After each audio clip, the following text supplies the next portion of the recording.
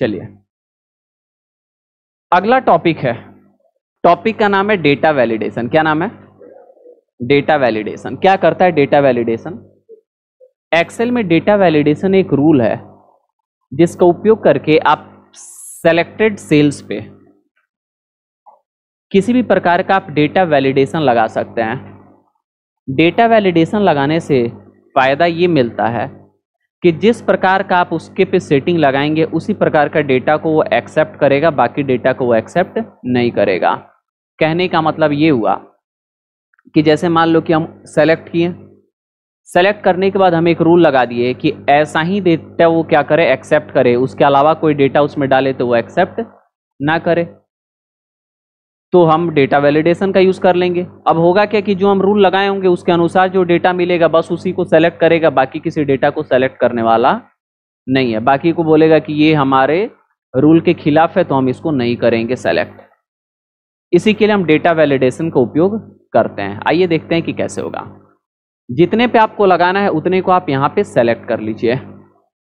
Select करने के बाद आप आइए कौन से टैब में? डेटा टैब में।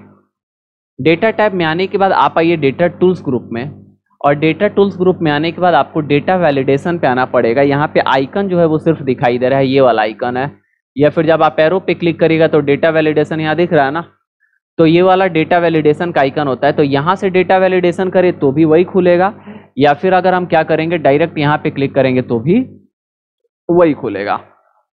कोई दिक्कत है? समझ रहे हो ना? यानी डेटा सेलेक्ट करेंगे पहले जितने पे लगाना है, क्योंकि बिना सेलेक्ट किए लगने वाला नहीं है।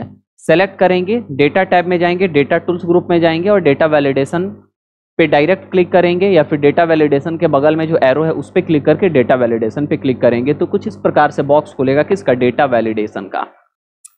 अब यहाँ पे आपको 3 टैब दिखाई देंगे। सबसे पहला सेटिंग टैब, उसके बाद इनपुट मैसेज और उसके बाद एरर अलर्ट।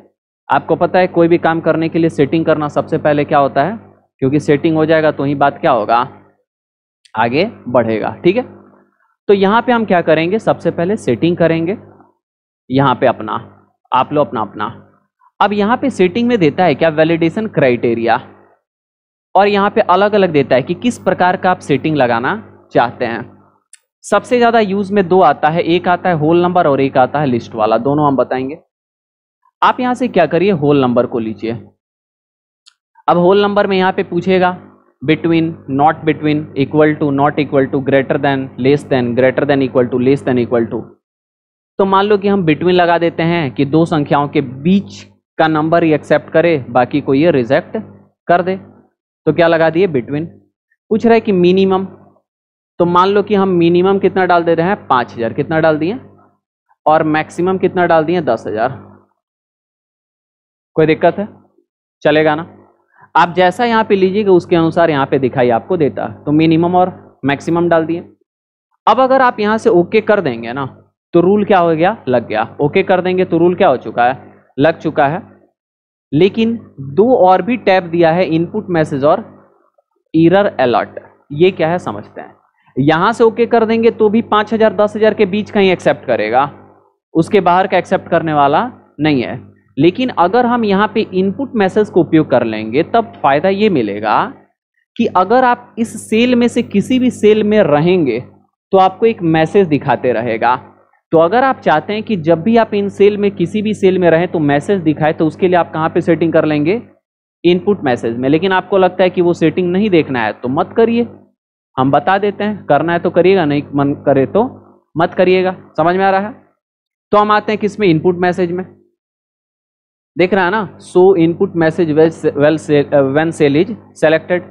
अब यहाँ पे कह रहा है कि टाइटल लिखिए। 2 चीज दिखाएगा, टाइटल और मैसेज। तो टाइटल में मान लो हम लिख देते हैं सैलरी इनपुट। क्या लिख देते हैं? Salary input. हालांकि आप कुछ भी लिख दीजिए, कोई फर्क पड़ने वाला।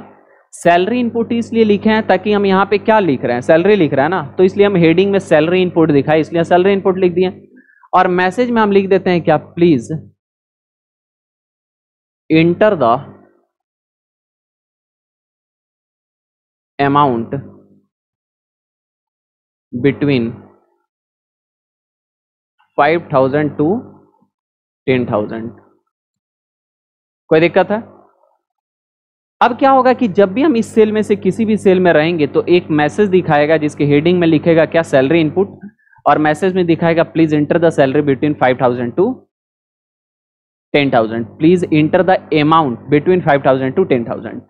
अगर हम यहाँ से ओके कर देंगे तो सेटिंग तो यहीं पे लगा दिए थे, मैसेज वाला सेटिंग यहाँ पे लगा दिए, काम मेरा हो गया। लेकिन एक और चीज बचा हुआ है, क्या, ये क्या है, तो अगर आप इसमें सेटिंग कर देंगे तो होगा क्या कि अगर आप 5,000 और 10,000 के अलावा कोई भी संख्या डालेंगे तो वो एक्सेप्ट तो करेगा नहीं, तो उसके लिए आपको एक एरर मैसेज दिखाएगा कि क्या गलत है, और वही एरर मैसेज जो आप देखना चाहते हैं उसी के लिए हम किसका उपयोग करेंगे, एरर अलर्ट का उपयोग करेंगे। किसका उपयोग करेंगे, एरर अलर्ट का उपयोग करेंगे। समझ में आ रहा है क्या होता है एरर अलर्ट? तो जब भी हम यहाँ पे कोई नंबर लिखे और वो इस रूल के खिलाफ हो तो एक एरर मैसेज दिखा दे।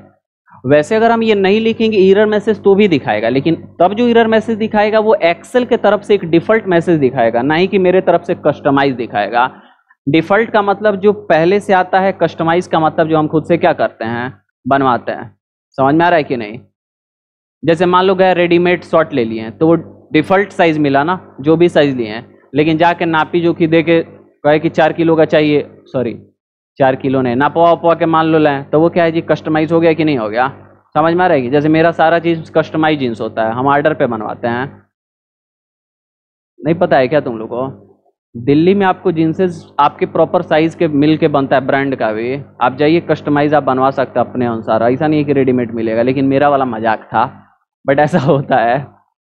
चलो, तो यहाँ पे हम क्या कर लिए कि एरर अलर्ट में आ गए। अब एरर अलर्ट में आने के बाद हम चलिए क्या सेटिंग करते हैं, देखिए लिखा हुआ ना, so error alert after invalid data is entered. ठीक है, अब यहाँ पे 3 प्रकार का स्टाइल आपको मिलेगा, या तो बोलेगा कि स्टॉप, रुक जाओ, व्हाट्स, ठीक है। दूसरा मिलेगा क्या, वार्निंग, व्हाट्स का मतलब क्या होता है, दूसरा मिलेगा क्या, वार्निंग। वार्निंग का मतलब ये कि चेतावनी जो भी है, या और एक इंफॉर्मेशन। तो मान लो स्टॉप कर देते हैं क्योंकि एक्सेप्ट ही नहीं करेगा। क्या एरर दिखाए तो हेडिंग क्या लिख के आए, तो हेडिंग लिख के आ जाए सैलरी एरर। क्या आ जाए, सैलरी एरर, यानी सैलरी आप गलत डाल रहे हैं। और उसके बाद यहां पे आ जाए प्लीज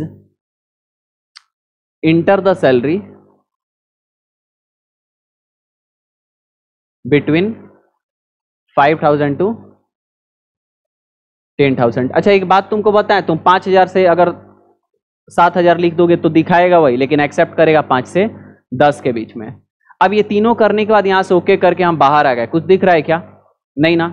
लेकिन जब हम सबसे पहले पे हैं तो इनपुट मैसेज दिखा रहा है कि एरर अलर्ट है, यहां पे भी क्या दिखा रहा है, इनपुट, लेकिन उससे नीचे आए तो दिख रहा है क्या।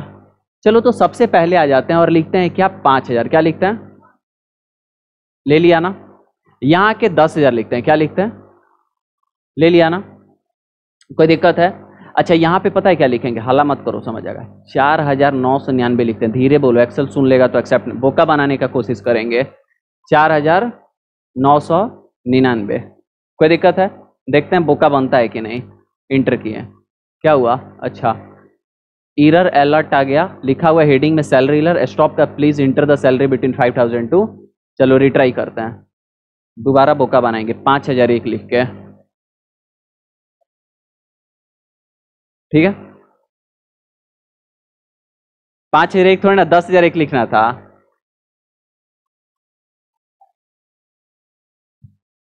लिया, नहीं लिया, मतलब क्या समझ रहे हो, एक्सेल बोका बनने वाला नहीं है, वाले तुम बन सकते हो, ठीक है।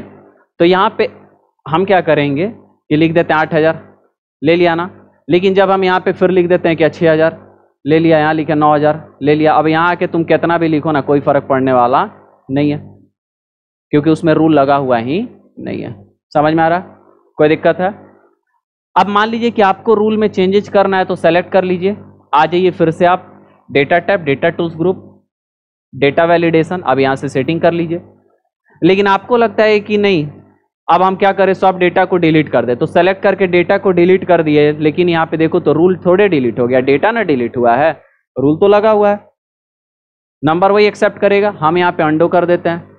तो इसके लिए आपके पास 2 ऑप्शन है, सेलेक्ट करिए और सेलेक्ट करने के बाद आप कहाँ जाइए, होम टैब में, होम टैब में यहाँ पे एडिटिंग ग्रुप और यहाँ से क्लियर पे और क्लियर ऑल कर दीजिए। देखिए तो हट गया कि नहीं हट गया। लेकिन दूसरा ये भी है, अंडो करके ला देते हैं। दूसरा ये है कि सेलेक्ट करिए और जाइए कौन से डेटा टैब में, यहाँ से डेटा टूल्स ग्रुप में डेटा वैलिडेशन, और यहाँ पे आप क्लियर करिए और ओके कर दीजिए, तो भी क्या हो जाएगा, हट जाएगा। कोई दिक्कत है, समझ में आ गया? तो पहला था कि नंबर के अनुसार कैसे लगाया जाएगा। दूसरा डेटा वैलिडेशन क्या, जब आपको वी लुकअप और एच लुकअप या इंडेक्स और मैच अलग अलग चीजें पढ़ाए थे, तो जिसका भी निकालना होता था बार बार उसका नाम लिखना होता था। कुछ ऐसा करो कमाल कि तेरा हो जाऊं नहीं, कुछ ऐसा करे कमाल कि जितने भी लिखे हुए हैं उसका एक लिस्ट बन जाए। ड्रॉप डाउन लिस्ट बोलते हैं, क्या बोलते हैं, ड्रॉप डाउन लिस्ट। अब जैसे ही क्लिक करते हैं तो एक लिस्ट खुल जाए, उसमें से सेलेक्ट कर लें, तो उसको ड्रॉप डाउन लिस्ट अगर बनाना है तो उसी के लिए हम डेटा वैलिडेशन से बना सकते हैं। कैसे, सेलेक्ट करेंगे, जाएंगे data tab, data tools group और यहाँ से डेटा वैलिडेशन। यहाँ पे हम ले लेंगे लिस्ट, क्या ले लेंगे। अब यहाँ पे पूछेगा सोर्स, यानी कहाँ से कहाँ तक के बीच का आपको डेटा चाहिए। तो मान लो हमको कहाँ से कहाँ तक चाहिए, A2 से लेके A6 तक, तो A2 से A6 ले लिया ना, ले लिया ना, कुछ नहीं करना है, बस यहाँ से क्या कर देना है, ओके पे क्लिक हो गया। और जैसे ही यहाँ पे है तो ड्रॉप डाउन नहीं है, यहाँ पे है तो नहीं है, यहाँ पे यहाँ कहीं नहीं आएगा, लेकिन इस पे आएगा तो ड्रॉप डाउन बन गया ना। जैसे ही क्लिक करोगे आ गया कि नहीं आ गया, जो भी लेना है वो यहाँ से ले सकते हो। दिखाई दे रहा है, ये बहुत ज़्यादा क्या होता है, उपयोग में आता है, बहुत काम का चीज़ है। ऐसे ड्रॉप डाउन क्या, अच्छा नहीं दिखा, कैसे किए हैं, क्षमा करिए, यहाँ से हटा देते हैं, हटा देते हैं, ठीक है। जहाँ पे बनाना है ड्रॉप डाउन लिस्ट, अरे इधर से खड़े थे ना इसलिए नहीं दिखा हुआ है ना जी। जहां पे हम ड्रॉप डाउन लिस्ट बनाना चाहते हैं वहां पे आ जाइए और आपको हो डेटा टैब के डेटा टूल्स ग्रुप के डेटा वैलिडेशन पे आइए और यहाँ पे अलाउ में क्या करिए, लिस्ट ले लीजिए।